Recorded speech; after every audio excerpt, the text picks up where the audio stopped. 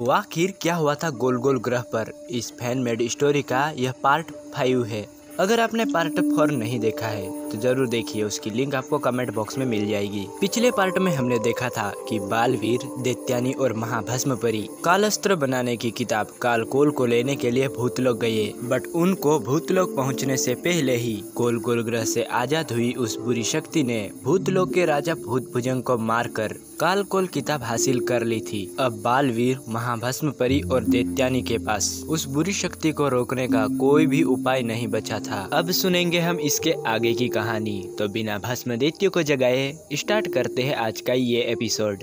दैत्यलोक में बालवीर और महाभस्मपरी हाथ पर हाथ धरे बैठे हुए थे, बिकॉज उनके पास कोई भी रास्ता नहीं बचा था जिससे कि वह उस बुरी शक्ति को रोक सके। तभी अचानक बालवीर को एक युक्ति सूझी। उसने महाभस्मपरी से कहा कि अब महाविनाशिनी ही हमारी मदद कर सकती है, क्योंकि महाविनाशिनी सर्वज्ञानी है। उसे पता होगा कि उस बुरी शक्ति को रोकने का उपाय क्या है, कैसे अंत कर सकेंगे हम उस बुरी शक्ति का। महाभस्मपरी को भी बालवीर की ये युक्ति पसंद आई। वे दोनों विनाशलोक आए। विनाशलोक में महाविनाशिनी, तोबा तोबा और शातिर परी थे, बट महाविनाशिनी की हालत देखकर बालवीर और महाभस्मपरी चौंक गए, क्योंकि महाविनाशिनी इस समय बहुत ही कमजोर और शक्तिहीन हो चुकी थी। बालवीर ने पूछा कि आखिर तुम्हें हुआ क्या है, तुम इतनी शक्तिहीन और कमजोर कैसे हो गई। तब महाविनाशिनी ने कहा कि जिन बुरी शक्तियों के बलिदान से मैं बनी थी, वो बुरी शक्तियाँ तो एक एक करके फिर से जीवित हो रही है, जिसके कारण मैं कमजोर हो रही हूँ और लगता है कि मेरा अंत भी अब करीब है। लेकिन बालवीर, तुम क्यों आए हो यहाँ विनाश लोक में। तब उसे बालवीर ने सब कुछ बताया और कहा कि हमें उस बुरी शक्ति को रोकने का कोई उपाय बताओ। महाविनाशिनी ने कहा कि उपाय तो है, लेकिन तुम्हें इसके लिए अपनी जान का सौदा भी करना पड़ सकता है। यहाँ से 52 प्रकाश वर्ष दूर एक बहुत ही प्यारा सा लोक बसा हुआ है, जिसका नाम है श्वेत लोक। मुझे पूरा भरोसा है कि श्वेत लोक में तुम्हें उस बुरी शक्ति को मारने का उपाय जरूर पता चल जाएगा, बट ये इतना भी आसान नहीं है बालवीर, क्योंकि श्वेत लोक में जाने का रास्ता सुप्तालिकाओं की नगरी से होकर जाता है, और सुप्तालिकाओं की नगरी में जाना मतलब अपनी जान से हाथ धो बैठना। बालवीर ने हैरान होकर पूछा कि ये सुप्तालिकाएं कौन हैं? तब महाविनाशिनी ने बताया कि सुप्तालिकाएं एक प्रकार की परियां ही होती है, किंतु ये बहुत ही खतरनाक होती है। ये सुप्तालिकाएं मिलकर गाना गाती है। अगर कोई भी इनका गाना सुन ले तो कुछ ही समय में उसकी मृत्यु तय है। लेकिन सुप्तालिकाओं की नगरी में प्रवेश करने से पहले तुम्हारा सामना होगा रारा तारा भूत से।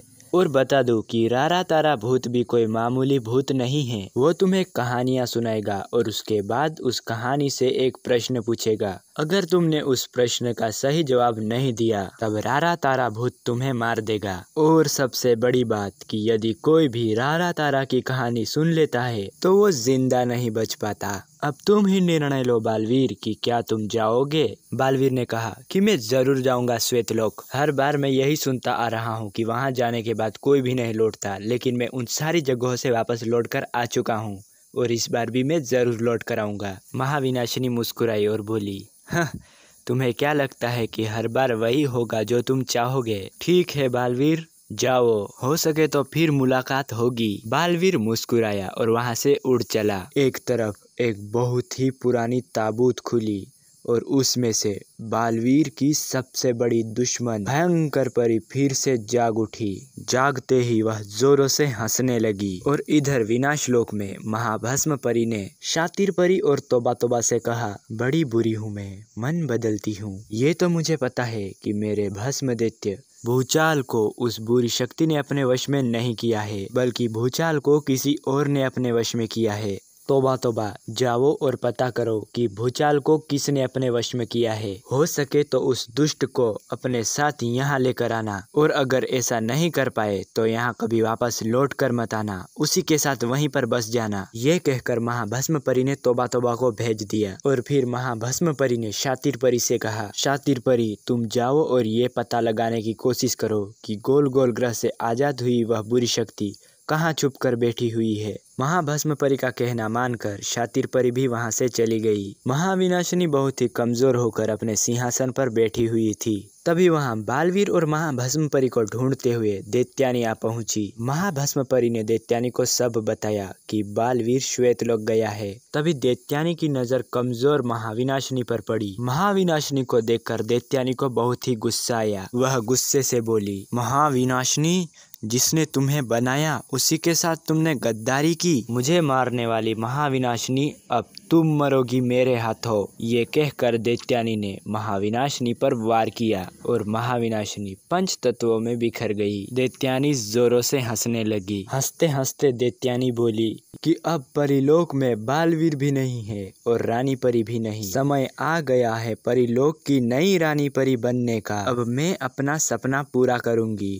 मैं बनूंगी परीलोक की नई रानी परी। ये कहकर दैत्यानी जोरों से हंसने लगी। तो क्या बालवीर की अनुपस्थिति में दैत्यानी बन जाएगी परीलोक की रानी? क्या बालवीर श्वेतलोक से वापस जिंदा लौट पाएगा? ये जानने के लिए आपको इसका अगला पार्ट देखना पड़ेगा। अगर ये कहानी पसंद आई हो तो लाइक जरूर करें और चैनल पर नए हो तो चैनल को सब्सक्राइब भी जरूर कर देना।